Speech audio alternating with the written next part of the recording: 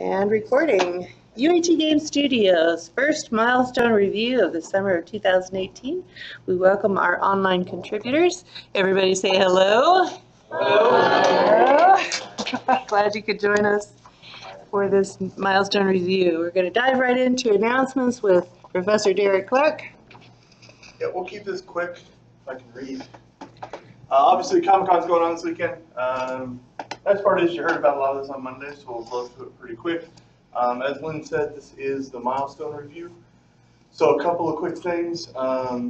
Once you get your project and presentation done today, I will be sending out to the leads the share drive that we put the builds on. You need to put the builds there in playable form so that we can put them out on the cafe machines. So I will send that information out. The quick note that confuses most people on that one is make sure that you open it up in the File Explorer, not the internet. It's not a browser-based link. It is you have to actually go through the computer systems. It's a network share drive. I'll grab the leads. Donald probably remembers how to do it if you don't find me. But come and find me, and I'll help you guys get this set up. Todd, did you ever do it, or did somebody else like it? Todd probably knows how. There's a few people here that know how. Austin should know how. What do I know? Yeah, if you're lazy, you don't need to know what you know. Fair enough. You have to commit to it. Say, yes, I will help you. Absolutely. Yeah, totally. Share drive for builds. I forgot to send out the link for the icon, so sorry. But try to get those done as well. And is there anything else important? Because I don't want to talk a lot and I want to get right to the builds. Let's do it. The order of the build reviews is on the screen here. If for any reason you're not here or not prepared, This screen is very hard to please read. go on to the next, and then we'll come back to you. So, without further ado, Light Your Death, come on up. Oh, I did it again. Watch your knees on this one.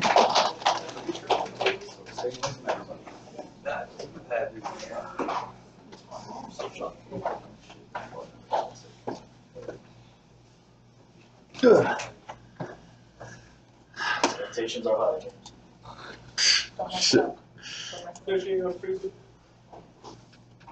I'm going to once I find it. I don't. Oh. Pay no mind to my desktop. Hello, everybody. I'm James Fisher. For those of you who don't know, this is the things we've added to Life or Death in this build. So we made a character creator, and with this you're able to fluctuate, like, as you can see, cheek, nose, chin, really, just the key features of somebody's face. And you can save and load these into the game and play them as your player. Eventually we will be adding like skin tone and color and all that, so you can be more than just this super duper pale guy. And then once you get in here, this is some of the art we have now from our artist. Some of it's untextured, but we do have textured things in, ready to go, like the armor, the barrel, and some of the weapons.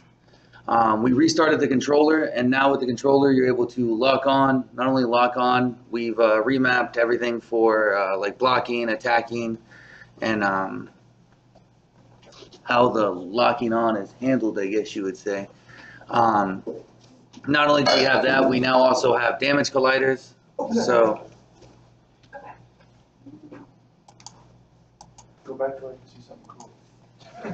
I don't know what would be considered cool. You're probably going to get it. There we go. We do have damage colliders now and everything, so there is like a win-loss condition. I don't know why I didn't think of setting the damage colliders up. Well, they're set up in this build, but I didn't attack this thing enough to actually kill it. That is my goof. And that's pretty much everything for that.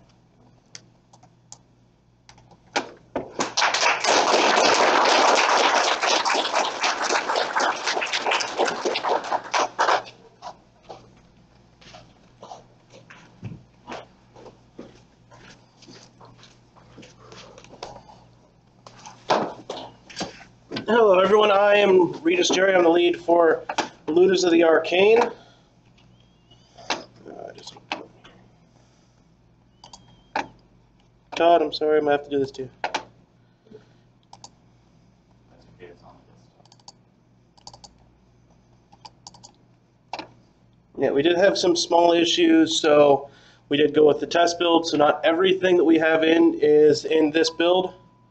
However, we're gonna do some quick fixes later to make sure that when we get that to Derek, that it'll be in here. So we added in a little quick level selection. That way players can choose whether or not they go to the Asylum or to the new Egypt RC course. All the RC course is just a little tester for the controls of the deployable RC car that we're going to be putting in shortly. The model's currently being worked on by Ian Favreau, and then the programming was all done by Hunter. And we also wanted to show off a couple of the assets that we're going to be putting in, and the change of the theme for the actual Egypt map. And then one new thing that we did that wasn't in the previous builds was that you can press the escape key, and instead of closing the whole application, it just takes you to the main menu where you can then select quit. And then for the Asylum, if it ever decides to load in, we added in a small tweak to the door system. So instead of them just locking and unlocking, we wanted to give them a little bit more personality. And so for that, we wanted to make them be alive. One such way was making it to where you can kill the actual door. And now these doors will probably never open for me because they actually have a hate meter where if you kill a door, the door will hate you, and now you have to kill that door to get through. And then you have to keep going. One way that you can end up actually making a door like you is by feeding it items. See if this door wants to take the chair. Doesn't like that chair. Let's try this chair real fast. Doesn't like that chair. Well, let's see if I can get her over here. So I can at least show that they do eat chairs. This one doesn't want to eat a chair either. But if you feed the chair, or feed the doors, there we go, that one takes chairs. But if you feed the doors the right items, you feed it enough, then it'll end up liking you more and more, and then it will always open for you. This way, the doors, finding their actual favorite item is something you want to go for. So if you make all the doors in a path leading out like you, then you'll always have a quick escape route. Gives it a little bit more planning and lets players explore the map and the mechanics a little bit more. We are currently working on fleshing that out so that it's a little bit more known what they actually like and don't like. And that's everything we have for this current build.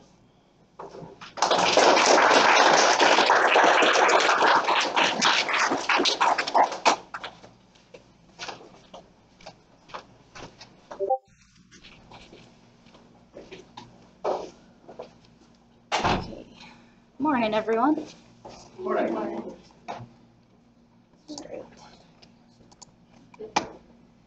So, this is Secretary in Space Build 1. Great. So, one of the first things you do when you log in that we got done for our networking is actually you put your name in, and it saves locally to your machine. So every time you log in, you have your player information saved onto your machine.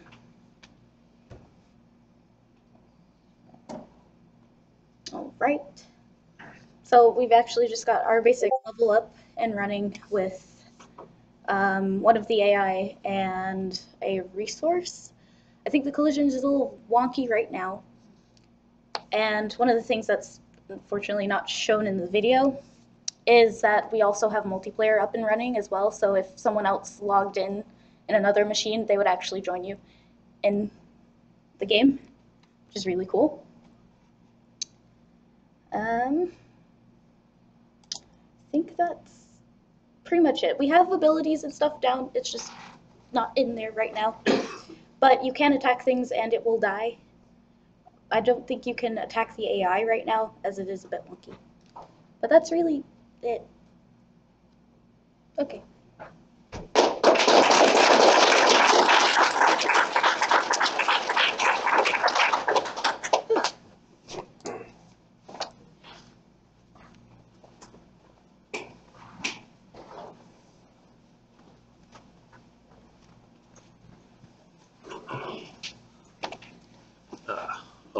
I'm Todd, lead for SiegeBots.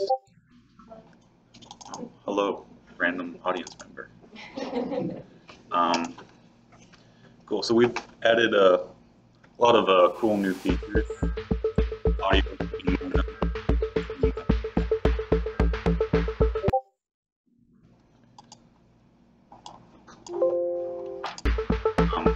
So yeah, audio.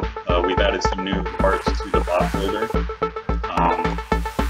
Most specifically the flamethrower, which is pretty useful. You've seen bot builder multiple times before. So one thing we've got for simulation is level selection, but it's dynamically loaded, so you don't have to set up any of the buttons manually.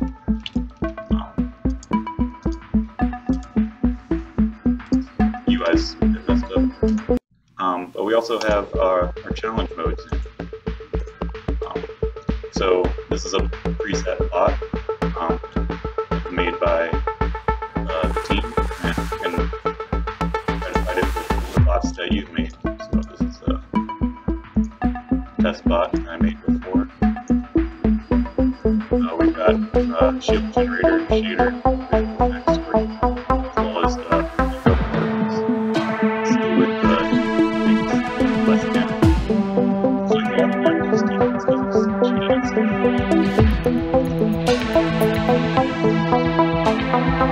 Yeah, what we've worked on for this sprint is visual effects and for starter and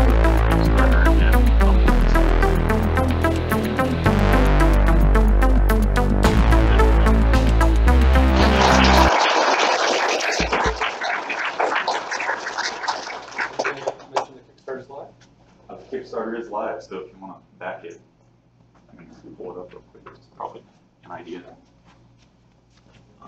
Everybody retweet. Yeah, like and retweet, subscribe. Like, comment, share, and subscribe.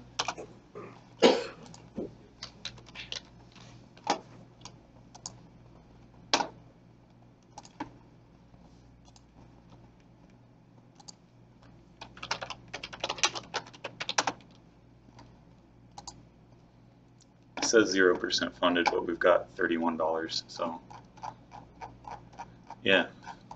You want to go on Kickstarter and find us and back us. Yeah, it's coming. That's nice.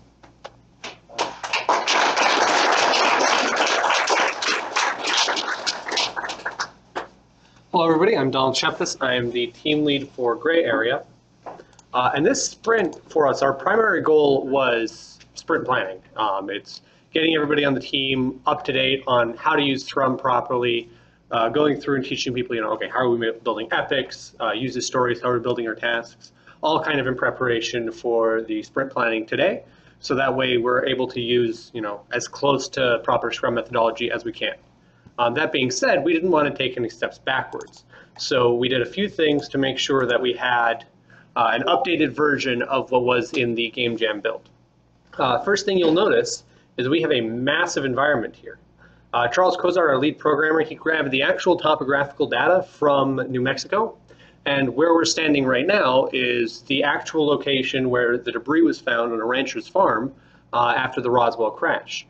And so we've kind of got, you can see, we've got some assets that we have off the asset store just kind of laid around that, where you can kind of get an idea of what this is going to start looking like when we're actually populating this environment. But this is the entire game area that we're going to be playing in. Over there in those mountains, that's where you're going to start with your saucer crash. You're going to come here, and then over there in the flat area, that's where the Roswell Air Base and the city of Roswell are actually going to be. And so we've got pretty much everything that we had in the Game Jam build. You're able to walk around. You're able to just have that basic character controller, move the camera. We got rid of the rather annoying inverted camera controls, but basically we're at the same spot where we have same spot with updated tech and an updated project methodology from the Game Jam build, and now we're set to really go moving forward. And by the value of Scrum, everything we're making from here on out, it should be completed, should be high quality, and is going to exactly match what Doug and Daryl want to see out of this project. And that's kind of the meat of what we've done this sprint, and we're going to have many more exciting things to show you in the sprints to come. Thank you.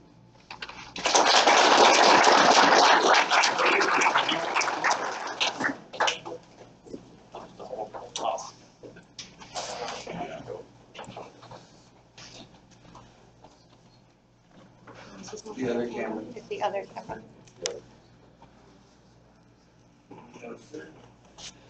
Hi guys, my name is Austin Harrington. I'm feeling a little under the weather today. I don't want to get anyone sick, so I'm not going to touch that computer. I'm going to keep my break from everybody. Let's just get this up real quick, and we'll get started. Where is that? Here we go. Cool. Let me present. Cool, so I'm going to run through a quick video, show you guys some of the stuff we've been working on, and then we'll go back through it and I'll explain it a little bit. You can turn audio on. Okay. Music provided by Alibi Music Library.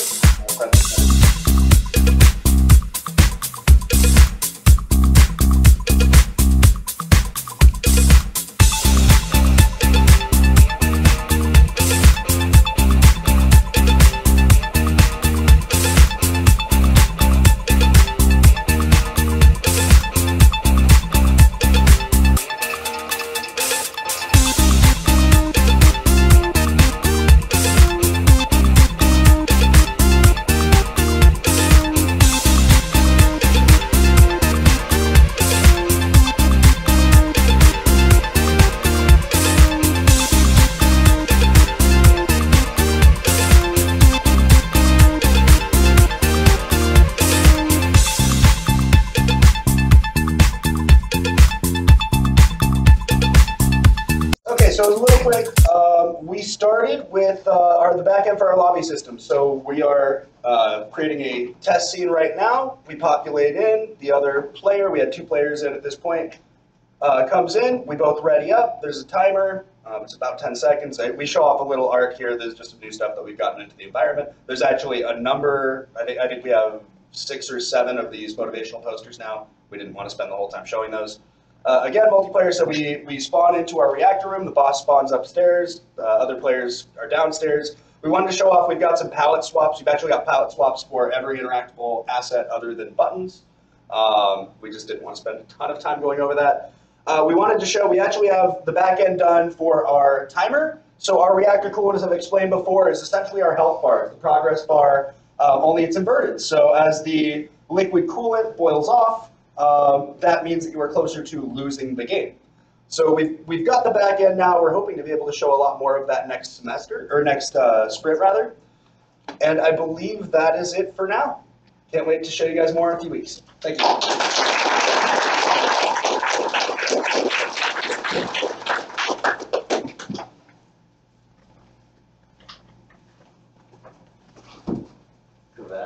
Oh, there you go.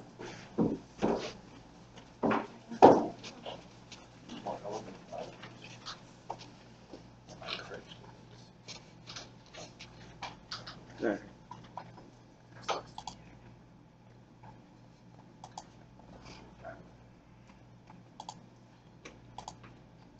You have to turn your camera towards you. Oh, yeah. Oh, yeah. I sorry. people. Messed that back up.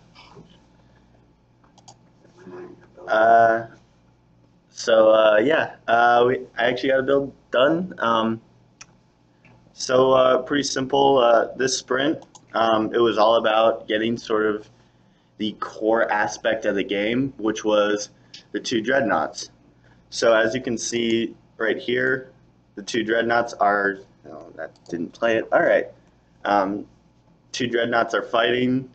They've got their health meters and all that stuff. As we've got right here, one dread, the blue one, showing off a waypoint movement system. Thank you, Rocky. And so yeah, as you can see, how this works is that, you know, the dreadnoughts get in range, they start fighting, but then when they move away, they're no longer fighting. And that's, sorry, English is hard this morning.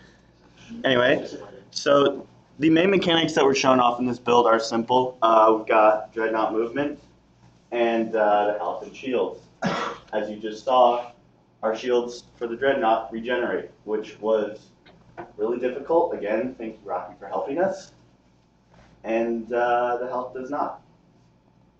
So, yeah, so thanks to the total list of the mechanics being, got the Dreadnoughts in engine, they're moving, they have properties, they fight, they try to kill each other, and yeah.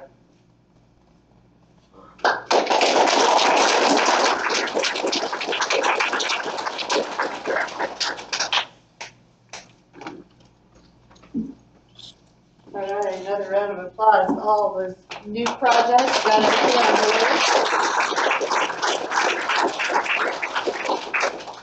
Everybody's up and running. That's pretty exciting. All right, lots to do today. Make sure leads, actually, do we want to meet with leads briefly at all? Do you have anything on board? Okay, so very busy day. We got the meetings out of the way on Monday, and we hope to continue to do that. So lots to do. You've got your sprint planning for the next semester. Make sure you get your video stand-ups done, everyone. And we will see you on the floor. We'll make our way around, make sure that everybody's got their needs met. All right. Again, mocap today at 11:30. Make sure you're there if your team needs motion capture. All right. Thank you for joining us, online people. Go ahead and give them a hand. Welcome them.